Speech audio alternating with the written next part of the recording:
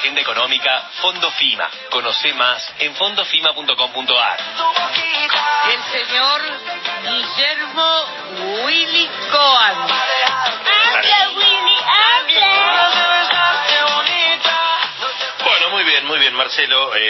Si faltaba un elemento para complicar un poquito la transición política y económica en la Argentina, bueno, obviamente estalló Bolivia, y eso, mirado desde quienes están un poco ansiosos en función precisamente de que está prácticamente congelada y yo diría inexistente la transición económica. Ayer lo comentábamos a propósito de la nota del querido Alcadio Oña, en Clarín el domingo, que pasaron ya ahora 14 días desde la famosa foto entre Mauricio Macri y Alberto Fernández, y fuera de esa foto no se conoce que haya habido ninguna reunión formal, más allá de que tanto en el Banco Central como en el Palacio de Hacienda insisten en que hay diálogo informal, hay teléfonos que van y vienen, pero en realidad no parece haberse organizado mucho más que de cepo en términos de transición económica. Sí, aparentemente hay un dato interesante desde el punto de vista, de la vida cotidiana, es que en principio va a haber una especie de transición casi de hecho en todo lo que tiene que ver con la tarea de la AFIP. Recordemos que el 30 de noviembre, dato muy importante Marcelo, el 30 de noviembre vence el plazo para anotarse en la famosa moratoria de 120 cuotas, que es en definitiva la última oportunidad que va a dar la era Macri para ponerse al día con la AFIP. Después vendrán las nuevas autoridades, pero en principio parecería que no va a haber más embargos de cuentas en la era Macri, que eso en todo caso lo volverá a hacer la administración de Alberto Fernández.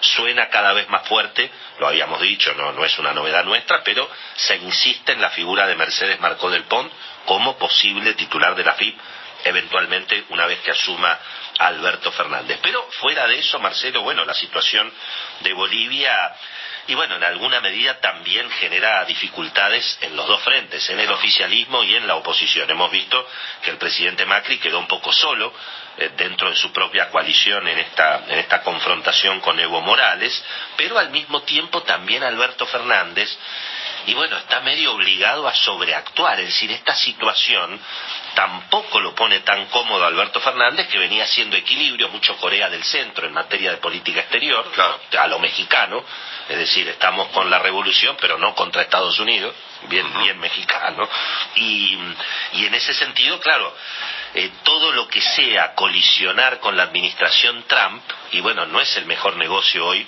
obviamente, para Alberto Fernández, que al mismo tiempo, insisto, por su propia coalición que lo sostiene, se ve obligado también a sobreactuar y obviamente ponerse muy del lado, en este caso de Evo Morales, y en contra de lo que ha sido la cuestión de Estados Unidos. ¿Por qué importa todo esto, Marcelo? Por las especulaciones que hay alrededor de la negociación de la deuda y el apoyo que obviamente Argentina va a necesitar en materia financiera, particularmente de los Estados Unidos. Por lo demás, Marcelo, digamos también que esta semana termina el congelamiento de los combustibles y termina la vigencia por 90 días del famoso decreto 566, que al mismo tiempo también había especificado el barril criollo, porque recordemos, Marcelo, que además del dólar oficial, del dólar blue, del dólar MEP, del dólar contado con liquidación y del dólar tarjeta, tenemos el dólar barril en la Argentina. El dólar barril es 51,71. Ese es el precio del dólar barril, lo cual significa que el barril de petróleo en la Argentina, en dólares billete, es $45, contra 62 que es a nivel internacional.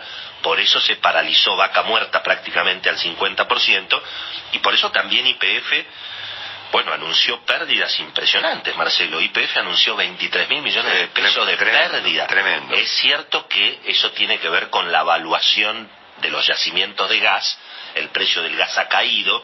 Además, estacionalmente es el momento en que sobra gas en Argentina, que es en el invierno. En el verano nuestro es cuando sobra gas. Con lo cual, por el efecto del congelamiento de los precios y por el efecto de la evaluación de gas, YPF anotó pérdidas realmente importantes. Pero bueno, todo esto, por supuesto, Marcelo, también pasa al próximo gobierno, porque todo el mundo supone que no va a haber una liberación de los precios del combustible en el mes de, justamente el 14, es el 14 de noviembre, cuando vence la cuestión, y se supone que puede llegar a haber un aumento de 5% ahora a mediados de noviembre otra vez, y eventualmente de 5% antes de que asuma Alberto Fernández en la primera semana de diciembre.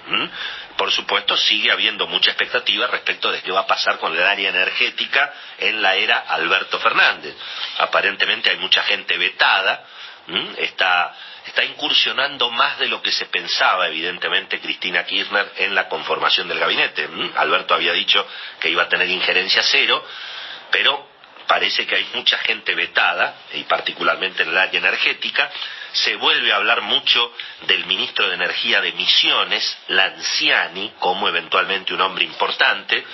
Se vuelve a mencionar la figura de Miguel Galuccio, Guillermo Nielsen, la influencia de Sergio Massa en el área obviamente energética, pero mientras tanto no hay definiciones, Marcelo, y reiteramos, esta semana termina entonces el congelamiento del tema petrolero. Y a propósito del petróleo, simplemente para cerrar una miscelánea, Marcelo, un abrazo grande al querido Santiago Soldati, porque se cumple mañana 40 años del asesinato de su padre, Francisco Soldati, que lo emboscaron feo ahí en Arenales y Cerrito, el 13 de noviembre de 1979.